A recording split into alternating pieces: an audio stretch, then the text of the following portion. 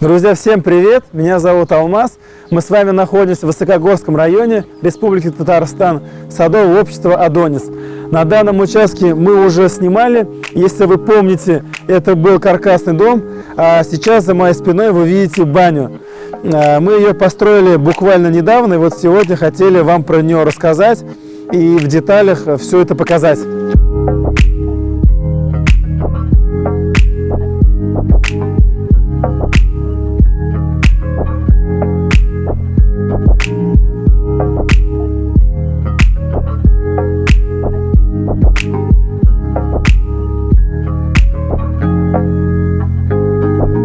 Данную баню, как и дом, который мы строили на данном участке, курировал Руслан, поэтому будет правильно, если сам Руслан и расскажет про характеристики данной бани.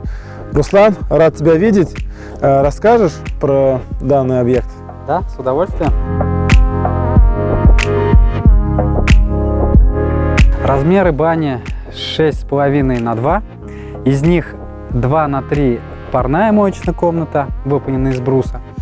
И 1,5 на 2 комната отдыха, и 2 на 2 это дровник, ну, хозблок.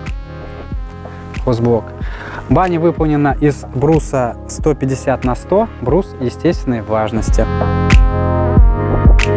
Сняты фаски, обрубанен с одной стороны, с внешней, и с внутренней стороны.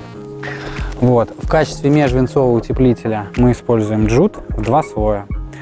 Каждый венец бруса устанавливаются на шканты. Деревянные шканты, ну, материал береза непосредственно. В фундаменте обязательно устанавливаем продухи. Вот, продухи должны быть достаточны для вентиляции. Вот, это выполняет роль просушки, ну и дополнительная небольшая приточка кислорода в баню непосредственно. Вот, ну, установили обналичники. Зашиваем все карнизы. Карнизы зашиваются вагонкой. Вот, уже окончательный финишный вид, ничего доделать не нужно. Двери деревянные, клееные. Вот, обратите внимание, клиновые. То есть они забиты клином и посажены на клей.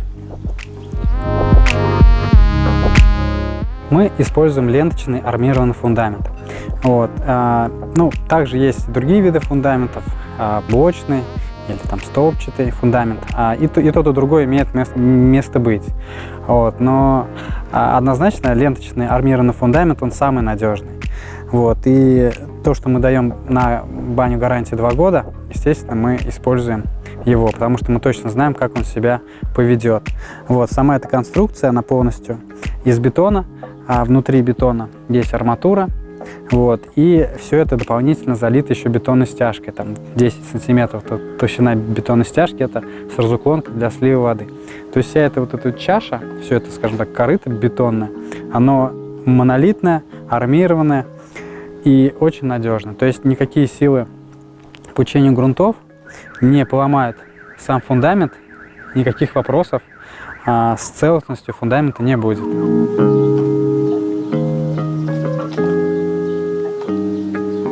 Поверх фундамента всегда делаем гидроизоляцию. Вот, мы используем материал стеклоизол. Вот, он необходим для того, чтобы вода, которая попала в бетон, которая, скажем так, втянулась за счет там свойств бетона, за счет его капиллярности, да, чтобы она не поднималась выше. Вот. Эта гидроизоляция, она создает барьер, вот, чтобы вода, влага, которая поднимается кверху, она не проходила уже к нижнему венцу, да, и чтобы нижний венец был от влаги защищен. Вот, соответственно, меньше влаги, ну, бани в целом, да, то есть нижний венец прослужит очень долго. Вот. Именно применяя вот такие материалы, которые, ну, современные гидроизоляционные материалы, мы можем не использовать цокольный кирпич, потому что его использование было актуально там еще там несколько там десятков лет назад, когда были не совсем современные материалы, к примеру, рубероид. Это просто бумага, пропитанная битумом, которая со временем приходила в негодность и уже не исполняла свои функции. Вот. И тогда цокольный кирпич был актуален. потому что он, скажем так, имеет более низкую капиллярность, вот, и влага уже через него меньше поднимается. Ну, дополнительная защита, дополнительный барьер. Вот сейчас с использованием современных материалов то есть необходимость в сокольном кирпиче уже пропадает. Вот, ну, такой необходимости нет.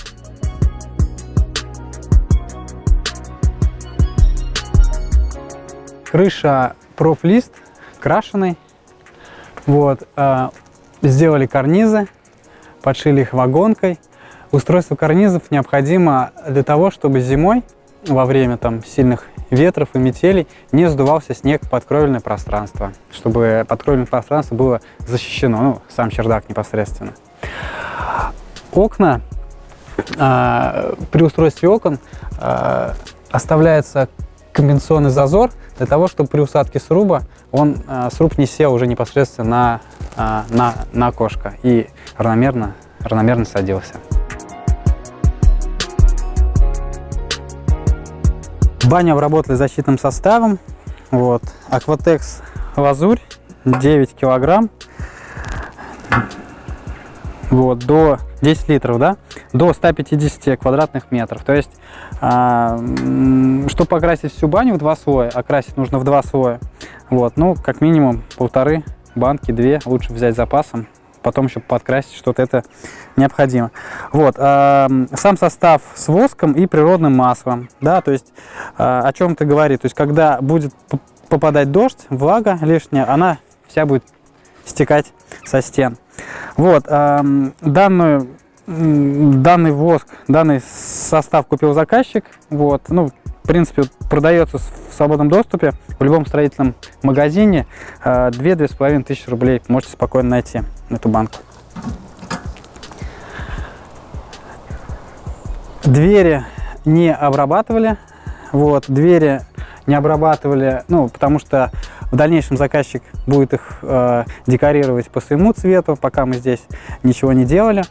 Вот, но двери в любом случае мы рекомендуем обрабатывать, пропитывать, потому что, ну, вот такие двери, вот они хоть и клееные, кленовые, все эти двери, в любом случае они подвержены, то есть они впитывают влагу, вот, и при наборе влаги они расширяются. Когда они высыхают, они сужаются.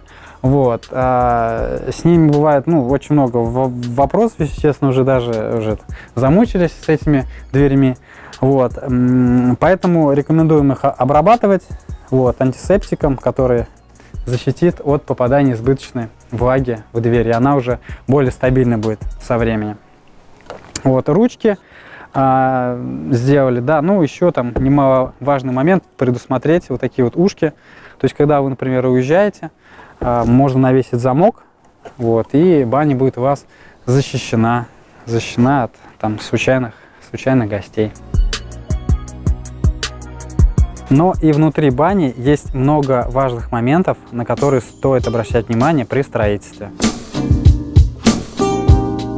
Как, например, если, как здесь, баня выполнена по 2 технологиям, да, то есть сам сруб парная моечная из бруса 150 на 100, к нему пристроена веранда, комната отдыха, да, комната отдыха. Вот. Чтобы компенсировать усадку, необходимо уже делать вот такие вот компенсаторы усадки, которые со временем, когда сруб будет садиться, их необходимо будет подкручивать. Это нужно для того, чтобы сруб садился равномерно и чтобы стену там или крышу там не перекосило, чтобы не было щелей. Вот это очень важно использовать. Также при выборе потенциального строителя вашей бани, вот, какие вопросы еще важно задавать. Например, что входит в стандартную стоимость? Входит ли туда электрика, как, например, влагозащитные плафоны? Делают ли полностью разводку, ну, электропроводки по бане? Какие используются окна? Да? То есть, например, это одинарное стекло или это стекла, или это окна с 2 стеклами там, и с резиновым уплотнителем. Вот. Спрашивайте, какой межвинцовый утеплитель используется. Вот. Это может быть недорогой льноватин или джут, например, да, самый лучший материал на данный момент из природных. Вот. Делается ли изначально полностью все обналичники, да, то есть закрывается ли, будет ли у вашей бани финишный вид, или потом вам самим необходимо будет кого-то доискивать, чтобы там где-то что-то подкрасить, где-то прибить плинтус, где-то сделать там розетку поставить, там плафон поставить. Ну, согласитесь, что в наше время намного проще найти человека, который все вам полностью сделает, да, вплоть до скамеек, вот, чем вы будете тратить свое время, отвлекаться, да, там, не потратите намного больше и сил, и средств для того, чтобы баня уже стала окончательной, приобрела окончательный вид. Находимся в парной и моечной, размеры видите сейчас на экране. Ну, что, опять же, здесь важно спрашивать и уточнять у будущих строителей. Вот, наличие полка, да, то есть полок, палати, его называют по-разному, там, наличие или отсутствие, материал какой, да, это может быть сосна, липа или осина.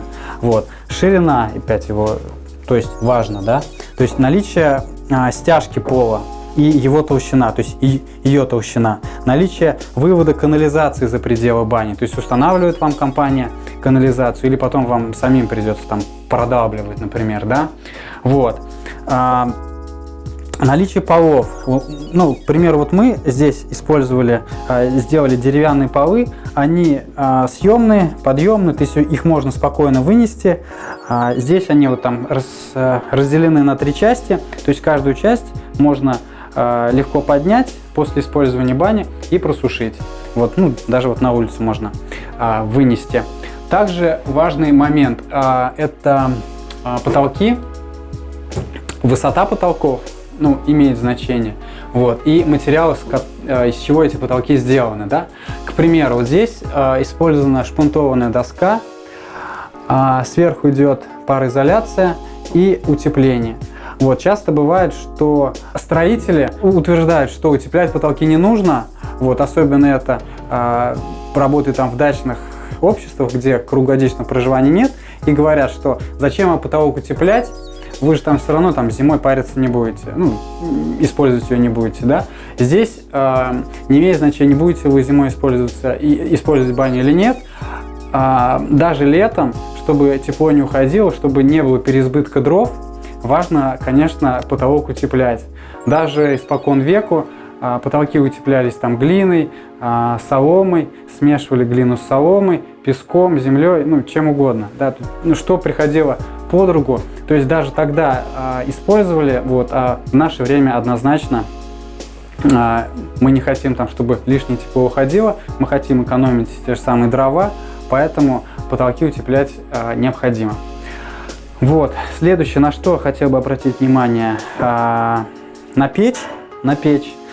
Вот, какая печь будет представлена, то есть это самоварная печь или это печь заводская. Сейчас заводские все печи, они идут по принципу топи-мойся. Вот, здесь печь топится из комнаты парной, соответственно, дрова, вот они в моменте топки, да, то есть они подкидываются из бани, вот, непосредственно из парной. Вот, здесь есть продуха, то есть подув воздуха, также это используется как зольник. То есть вся зола при использовании, там, при перегорании дров, она попадает в этот зольник. Вот. Обязательно уточняйте наличие бака, материал бака и объем бака. Да? Ну, важная информация, что печь и бак, они должны друг к другу подходить, чтобы не получалось, что у вас печь уже камни там полностью прокалились, а вода еще не нагрелась. Наличие проходного узла, это необходимо для пожаробезопасности. Вот. Важный момент — это какие трубы будут использоваться, а не то, что даже какие, да, а смысл в том, какой металл будет использоваться. Вот. Потому что есть, ну, бывает ситуация, когда трубы для вентиляции, они выдаются как трубы для таких печей. Естественно, они прогорают, потому что там внутри очень тонкий металл. Мы используем трубы с внутренней стенкой 1 мм, да, вот минимально. Вот. Ну, естественно, бак ставим, Вот. Здесь бак на 85 литров, ну, он соответствует этой печи. Вот. Ну и такой, ну скажем так, вопрос уже больше, наверное, эстетический. Вот. Что нужно спрашивать, снимается ли там рубанком поверхность бруса или нет. И следующий вопрос важный про фаски, да, то есть снимают ли фаски в вашем брусе или нет. Вот. Тоже сталкиваюсь с тем, что, ну, там, некоторые строители говорят, что зачем вам снимать вот эту вот поверхность бруса, вот, если вы снимете, он будет гнить. Ну, естественно, это полная чушь, да, и неправда, вот. И плюс еще там, ну, некрасивый эстетический вид, да, то есть никакого вреда с тем, что вы снимете вот этот вот поверхностный слой, вы его зашкурите, естественно, ничего не будет точно. Вот. Важный момент по поводу печи. Ну, я уже до этого рассказывал, но вот еще раз повторюсь. Важно, чтобы уровень пола и уровень печи, ну, они были на одном уровне. Это делается с тем, чтобы полы прогревались. То есть, если у вас печь, она будет выше уровня пола, то вот этот вот карман воздушный, он не будет прогреваться.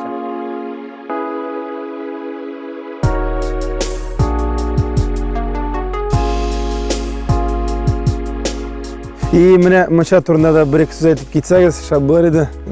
Үйні түзіп бітіре алынан мен Илназдан сұрап қараған едім, мұншаға көп мәсират тұрасы деп. Апай, пожалуйста, ертегі кетіреміз башқа бригада дейді ол. Келділер, тоже мұншаны түзей башладылар. Мұншабыз тоже бик әйбәт получается дейді. Аллаға шүкір. Аллаға шүкір. Алар да бик тәртипле егетләр, бик әйбәт итеп эшләделәр. Миннаф апа, менә соңгы сорауым, менә безне хәзер караган тамашачыларга нәрсә дип әйтер идегез, нәрсә киңәш итер идегез?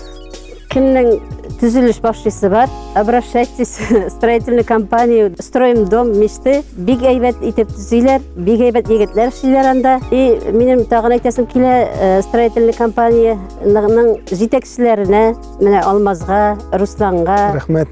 И тагын Фәнискә, Илназга, Наилгә бик зур рәхмәтен белдерәсем килә. И үйне түзүчү егетләргә, муншаны түзүчү егетләргә бик зур рәхмәтен белдерәсем килә. Үзегезгә рәхмәт җылы сүзләрегез өчен. Друзья, обратите внимание на соседскую баню, размеры которой 3 на 5. Так получилось, что два соседа нас искали из разных источников и выбрали именно нас. Вот именно эту баню строили мы, компания «Строим дом мечты», по-моему, в начале июня или июля этого года. Единственное, мы ее не красили, она у нас есть в нашей группе ВКонтакте, ссылку на которую вы видите сейчас на экране. Баня 3 на 5, Адонис, если я не ошибаюсь, называется. Можете там посмотреть, как строили мы эту баню, отзывы о этой бане, ну и, собственно, как мы ее сдавали. Всем спасибо. С вами закончили обзор бани в садовом обществе Адонис. Вот, надеюсь, что информация была вам полезна, вы что-то узнали из этого обзора новое. Вот, если есть какие-то вопросы, если хотите, чтобы более подробно рассказали про тот или иной участок, то задавайте вопросы, пишите. Вот, а так, до новых встреч, следите за нашим каналом. Всем пока!